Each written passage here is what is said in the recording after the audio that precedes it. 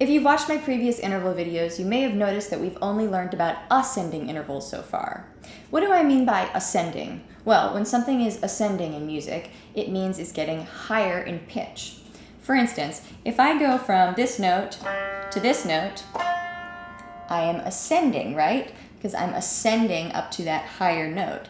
And if we were to look at the interval between this note and this note, then this would be an ascending interval. However, we can also have a descending interval, which just means we are moving down in pitch. So whether an interval is ascending or descending purely has to do with the pitches of the two notes and if we're moving in a direction that gets higher or lower in pitch. Now I'm going to show you why it matters if the interval is ascending or descending. So if you know how to name ascending intervals, then you would know that when we go from the note C up to the note A, this is called a major sixth. So I just wrote those notes C and A here on the staff as well. So you can see that here's my note C, there's my note A. Since I'm going up to A, to a higher A, you can see we're getting higher in pitch on the staff as well, okay? And this is a major sixth.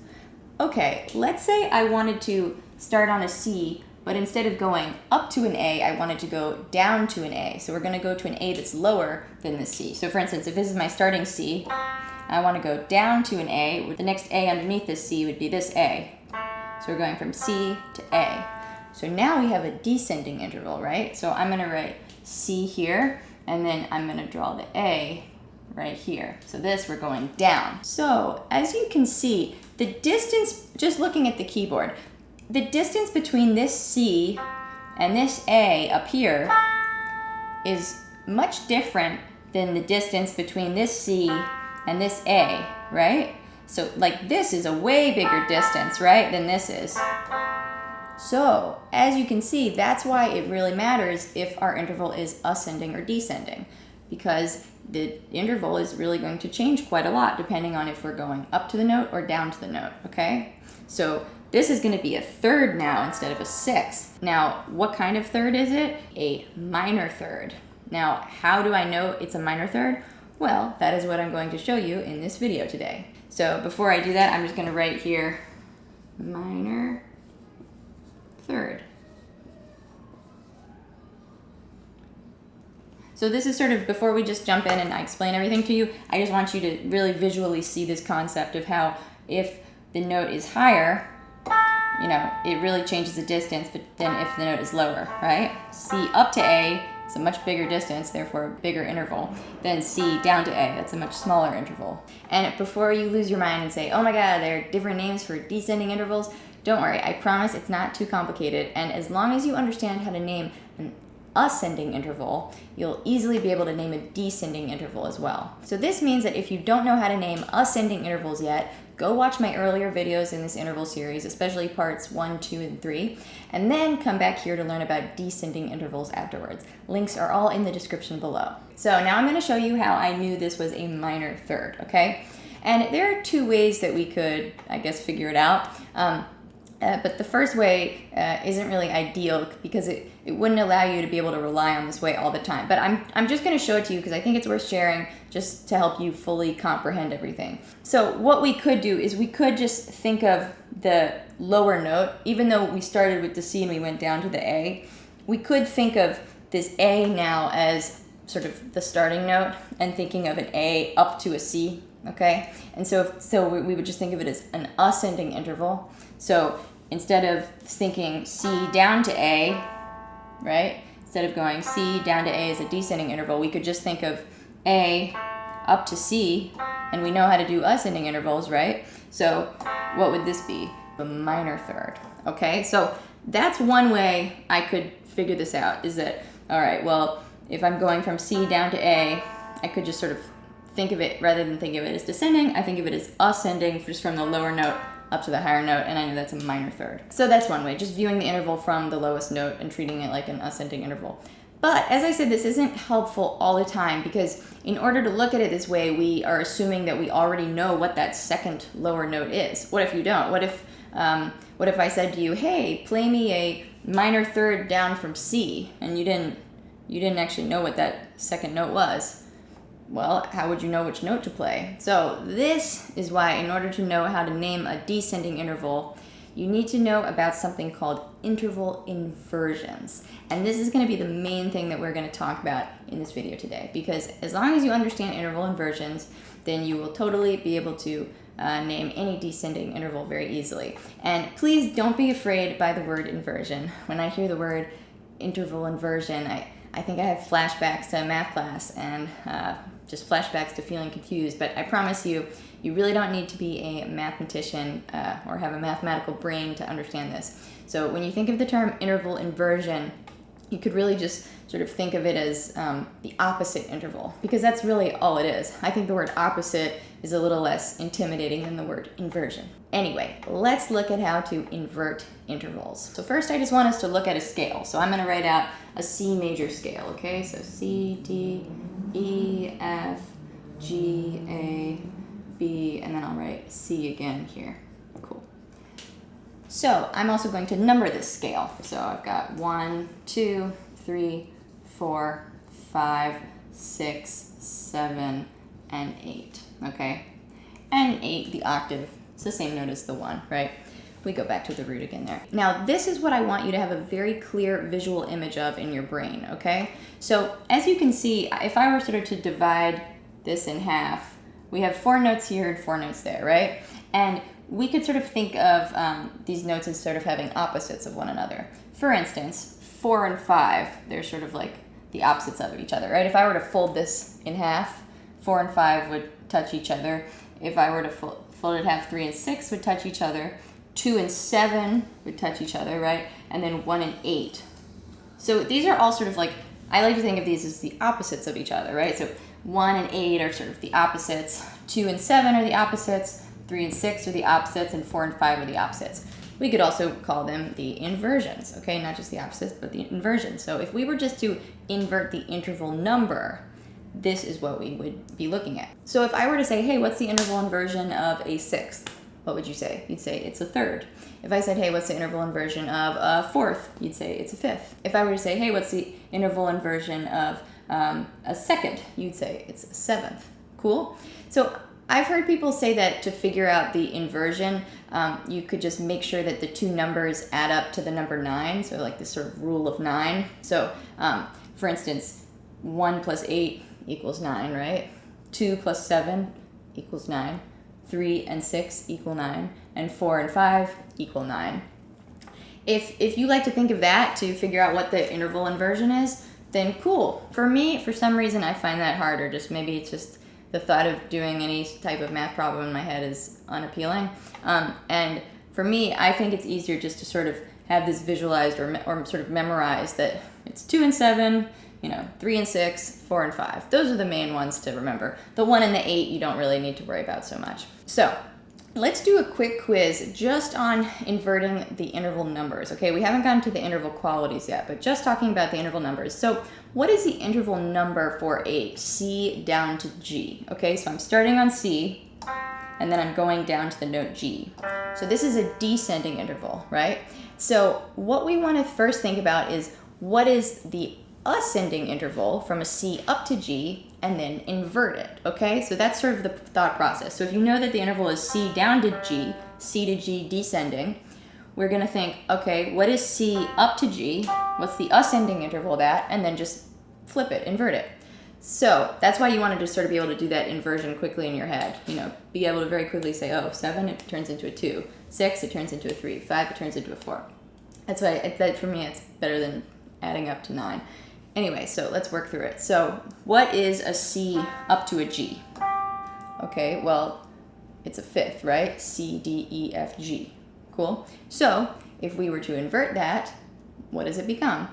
A fifth inverts to a fourth, right? So therefore, that means that C down to G, or C to G descending, is a fourth. Make sense? Okay, next quiz question, and this one's going to be a little more difficult because I'm going to now say, all right, I want you to tell me what a third below G is. Not talking interval qualities, just the number. What is a third below G? Okay, so here's my staff paper just so I can sort of look at it nice and easily. So here's my note G, okay? And so I want to figure out what a third below that is.